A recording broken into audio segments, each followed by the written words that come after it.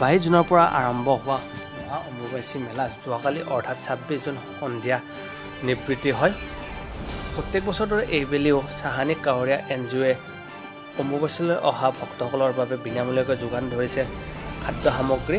সেই উপলক্ষে আজি অৰ্থাৎ 27 জুন ৰাতিপুৱা তেখেতসকলে কুমাৰী পূজা কৰা পৰিলক্ষিত হয় আৰু এইকেইদিনত তেখেতসকলে লাখ লাখ ভক্তক বিনামূলীয়াকৈ যোগান ধৰিছে অন্ন সেৱা। আহকচোন তেখেতসকলৰ মুখেৰে শুনো তেখেতসকলৰ অনুভৱ কেনেকুৱা। মা কামাখ্যা অমৃত ভণ্ডাৰা নিঃশুল্ক সেৱা শিবিৰ আমাৰ 22 তাৰিখৰ পৰা যেটো আৰম্ভণি হৈছিলে আজি আমাৰ 26 তাৰিখ নন ষ্টপ 24 আৱাৰ্স আমি কাম কৰি আছো। ভক্তবিলাক আমি খাদ্য যোগান ধৰি আছো আৰু আমাৰ লগতে আমাৰ পূজা পেণ্ডালো আছে যেটো 22 তাৰিখে আমাৰ আৰ্কিটেক্ট সন্তোষ বংকা আৰু ঋতু বংকা আমাৰ মুখ্য জজবান আছিলে আৰু আমাৰ পণ্ডিত মংনু ঝাৰ লগত এটা টিম আছে হেতু ধৰি আমি এটো পূজা পাঠ আৰম্ভণি কৰি 22 তাৰিখে ভণ্ডাৰাটো উদ্বোধন হৈছিলে। এইদিন পৰা নন ষ্টপ আমি পূজা আৰতি আৰু আমাৰ এটো কৰি পাঠ আমাৰ চলি আছে এতে লগতে আমাৰ ভণ্ডাৰা অমৃত ভণ্ডাৰা যেটো হেতু কন্টিনিউ চলি আছে। আজি আমাৰ 26 তাৰিখ আপোনালোকে দেখা পাইছে যে আমাৰ 25 তাৰিখে হে গোটেই ভণ্ডাৰাটো বন্ধ হৈ গ'ল। আজি যেটো ভিৰ এতিয়া মই জাস্ট কামাখ্যা মন্দিৰৰ পৰা নামি আহিছো।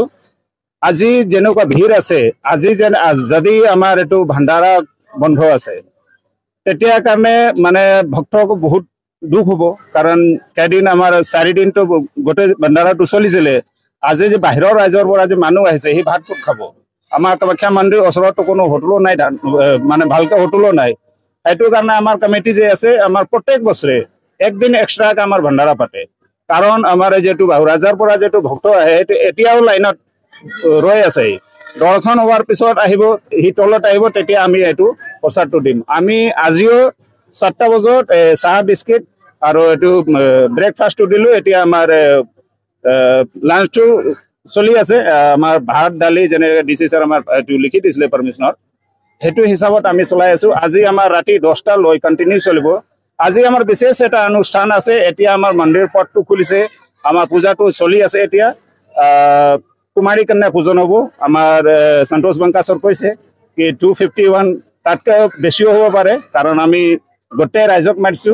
কালিও এলাউন্স কৰিছিলো কি আমাৰ লগত আমাৰ ভণ্ডাৰা এৰিয়া যেটো এই এৰিয়াটো মই এলাউন্সও কৰিছিলো কি আমাৰ আপোনাৰ ঘৰত যদি ছোৱালী আছে 5 বছৰৰ ছোৱালী আপুনি কালি আনিব কাৰণ আমাৰ কুমাৰী পূজা হ'ব। তাৰ পিছৰ লগতে আমাৰ ডাঙৰকে এটা বিশাল এটো হবন হ'ব। আমাৰ গোটেই মেম্বাৰ এক লগত বহিখিনি আমি এটো হবনটো কমপ্লিট কৰিম। এই আমাৰ লগতে আমাৰ প্ৰসাদ ডিস্ট্ৰিবিউশন চলি আছে এটো চলি থাকিব। তাৰ মাজতে আমাৰ এটো কামটো পূজা হবন আৰু এটো কুমাৰী পূজনটো চলি থাকিব। আজি মা কামাখ্যা অমৃত ভণ্ডাৰা নিঃশুল্ক সেৱা শিবিৰত আমাৰ পুলিচ প্ৰশাসন আমাৰ GMC আমাৰ GMD লগতে আমাৰ বাহুৰাজৰ পৰা যেটো মিডিয়া আহিছে আৰু আমাৰ অসমৰ যেটো মিডিয়া প্ৰত্যেক আমি গুৱাহাটী চাহানি কাৱৰীয়া NGO ফলৰ পৰা ধন্যবাদ জ্ঞাপন কৰি আছো কাৰণ আমাৰ যেটো সহযোগিতা আমাৰ লগত আগবঢ়াইছে হেতু কাৰণে আমি কোটি কোটি ধন্যবাদ নমস্কাৰ জনাইছো। হ'ব লগতে আমাৰ কুমাৰী কন্যা পূজা হ'ব আৰু আমাৰ যেটো মুখ্য জজমান যেটো আমাৰ সন্তোষ বংকা স্যাৰ আৰু তেওঁৰ মিছেছ ঋতু বংকা মানে খুবেই যথেষ্ট মানে ৰাতিপুৱা ভাগৰ পৰা আহি পেলাই পূজা একদম আগবঢ়াই লৈ যায় আৰু আমি বস্তুখিনি আমি সেই হিচাপত আমি চলি আছো। লগতে পণ্ডিত মংনু ঝা মানে ইমান সুন্দৰভাৱে যেটো সংস্কৃত যেটো আলোচনা আৰু যেটো কি মৰমেদি যেটো পূজা মা কামাখ্যা যেটো পূজা কৰিছে বহুত ভাল লাগিছে আৰু এই জাগাৰ উন্নতি হৈছে মালিকৰো ভাল হৈছে আৰু আমাৰ যেটো সদস্যসকল তাৰো ভাল হৈছে। লগত আপোনালোকৰ মিডিয়াৰ জৰিয়তে সবৰে ভাল হওক কামনা কৰিছো। বিশ্বত আমাৰ অসমৰ নাম যাওক য'ত আমাৰ নামটো উঠিয়া হওক। আমি নেক্সট বছৰ আৰু ইয়াতকে ভাল কৰাৰ আমি চেষ্টা কৰিম। এইটোৰ কাৰণে আমাৰ মিডিয়াৰ জৰিয়তে আপোনালোকক ধন্যবাদ জ্ঞাপন কৰিছো। নমস্কাৰ। জয় মা কামাখ্যা।